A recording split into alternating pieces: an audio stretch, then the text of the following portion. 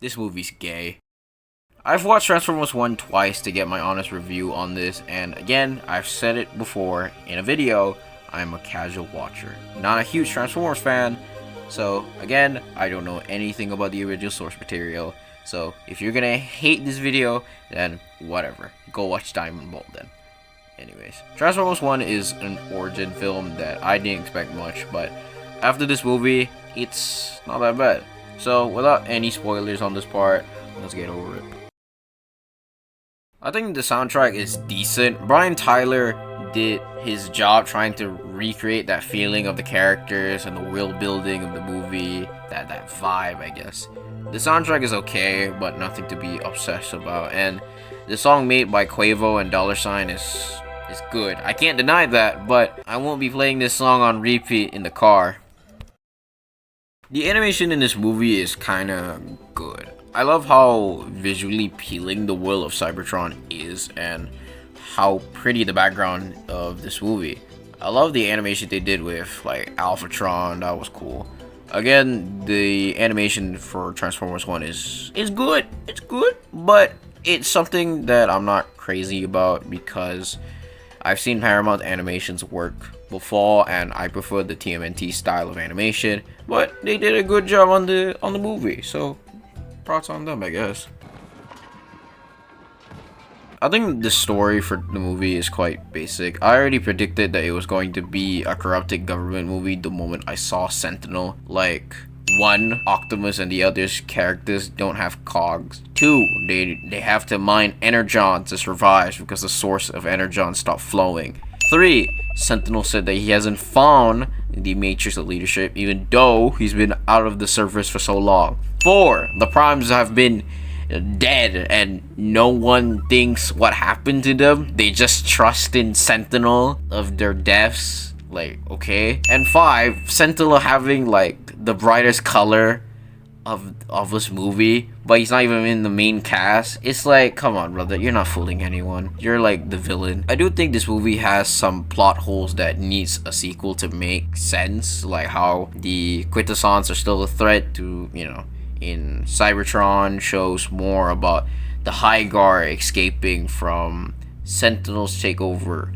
But I do think this movie is enjoyable, seeing young Orion Pax at D16, before they start becoming a very toxic yaoi is a interesting way to show their friendship. I think Chris Hemsworth did a cool job on voicing Orion Pax. He tried to sound like a very young Peter Cullen, so at least he put some effort into it, so that's cool. I like that he really puts the very cocky but sometimes jackass type character for Orion in this movie. Orion's character is pretty cool. I like how we see his growth as a character to build him to being a prime. That's cool. I like that this is the first time we see Elita 1 on the big screen. I don't know. I'm not Transformers 1. I'm just saying this out of my dick at this point. Voiced by, Scarlett Johansson. She did a pretty good job capturing that experience of leadership with Elita 1. And then you have B. Keegan-Michael Key did an interesting Bumblebee in my opinion. Mostly because this is a young Bumblebee before he became traumatized by the wall and losing his voice.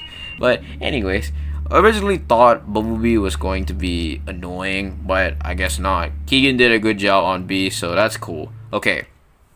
But lastly, this last part, I'm gonna dedicate to fucking Brian 3 Henry because, oh my fucking god, his Megatron. Oh my god. I have met so many people that said that Megatron was kind of a piss baby in this movie, and him killing Sentinel Prime kind of felt forced. I think to myself, motherfucker, are we watching the same movie here? The Megatron character in this movie is good. Let me remind you, the only Megatron I can compare is either Michael Bay's verse or G1 movie. I love this Megatron because of how this dude's motives felt real.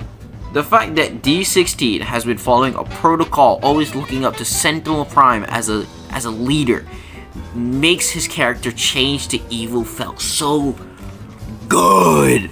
One of the cool aspects about Megatron in this movie is his eyes changing color throughout the movie. We see that his eyes was yellow, showing that he was happy, you know, he was naive, a young, you know, Megatron that follows protocol. But then we see his eyes change orange the moment he put that gun in front of Starscream, and we just see that he's angry. The fact that he found out that Sentinel has lied to him and how he wants to kill him and results with violence.